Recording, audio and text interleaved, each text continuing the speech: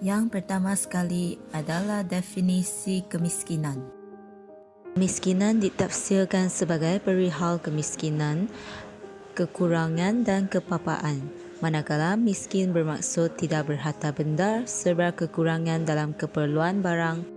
Kemiskinan ini boleh ditentukan berdasarkan kekurangan pendapatan untuk membeli keperluan asas, taraf pendidikan yang rendah, tidak memiliki harta benda, tubuh badan yang tidak sihat, kekurangan makanan dan pakaian.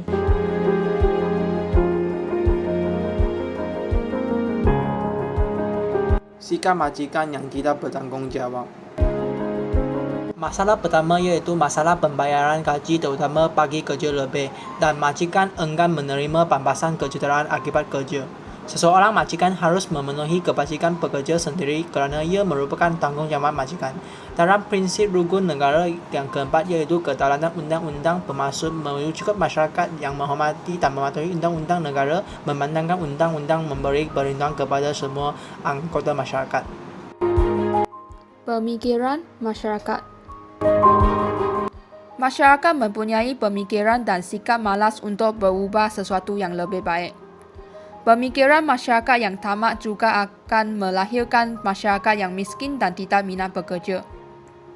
Berdasarkan falsafah pendidikan kebangsaan, pemikiran dan tindakan setiap individu akan memberi kesan kepada keharmonian dan kemakmuran keluarganya serta masyarakat.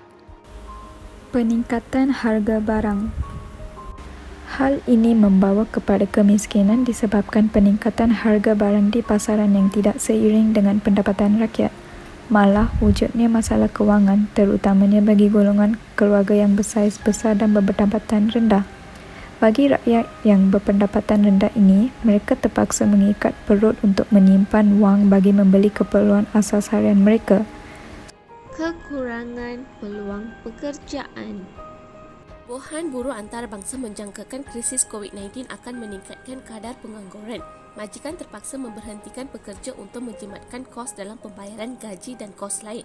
Sebahagian besar individu tidak mempunyai kelulusan dan kemahiran yang diperlukan oleh majikan. Menurut hikmah pertama dalam falsafah pendidikan kebangsaan, pendidikan di Malaysia adalah suatu usaha berterusan ke arah memperkembangkan lagi potensi individu secara menyeluruh dan bersepadu. Oleh itu, setiap orang berhak mendapat ilmu tanpa mengira kaum, kekurangan kemahiran dan ilmu pengetahuan. Pertama, syarikat yang besar hanya dapat memberi gaji yang lumayan kepada sesiapa yang mempunyai taraf pendidikan yang tinggi. Yang kedua, ibu bapa yang tidak dapat menambah kos pembelajaran anak-anak mereka akan menjadi mereka hilang daya saing dalam pekerjaan. Yang ketiga, berdasarkan falsafah pendidikan kebangsaan, sebagai wakil negara yang bertanggungjawab, semua rakyat perlu berusaha dalam menjalani kehidupan mereka. Yang terakhir, disebabkan kekurangan peluang pekerjaan, mereka terpaksa melakukan perkara yang tidak sepatutnya seperti mencuri. Masalah kekeluargaan. Masalah kekeluargaan yang timbul apabila berdepan dengan kemiskinan. Isu kemiskinan sangat berkaya dapat dan menjadi kesan kepada apa yang berlaku kepada sesebuah keluargaan tersebut, terutamanya anak-anak itu sendiri. Apabila sebuah keluarga itu menghadapi masalah kewangan akan mengakibatkan masalah emosi tidak terkawal. Oleh itu, aspek ini akan meningkatkan kadar jenayah. Menurun taraf hidup rakyat. Kemiskinan telah menyebabkan anak-anak miskin terpaksa berhenti sekolah. Hal ini menyebabkan mereka tahap pendidikan rendah. Jadi, mereka kekurangan upaya bersaing dalam peluang pekerjaan. Selain itu, kemiskinan juga menyebabkan kuasa beli jatuh. Hal ini kerana harga umum barang meningkat. Keluarga berpendapatan rendah kekurangan upaya membeli barang. peningkatan kes jenayah. Antara contoh kes jenayah yang sering berlaku ialah mencuri, merompak, malah kes pembuangan bayi. Ini kerana mereka tidak mendapat peluang pekerjaan untuk mencari rezeki, malah hasil pendapatan sesebuah keluarga itu sangat rendah bagi menampung kos perbelanjaan harian keluarga, terutamanya yang mempunyai bilangan anggota yang banyak. Oleh sebab itu, mereka memilih jalan yang pintas untuk memperolehi wang bagi menanggung beban keluarga itu. Anak-anak golongan miskin akan tercicir daripada mendapat peluang pendidikan.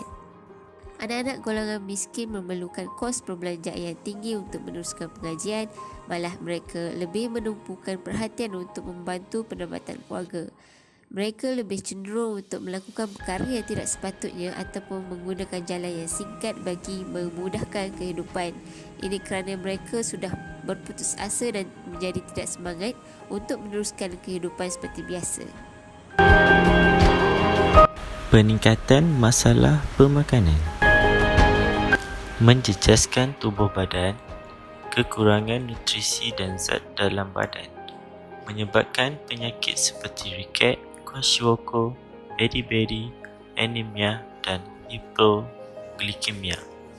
Kerajaan perlu melakukan inisiatif mengatasi kemiskinan dari segi pemakanan, pelaksanaan program berfokus dan program kesihatan.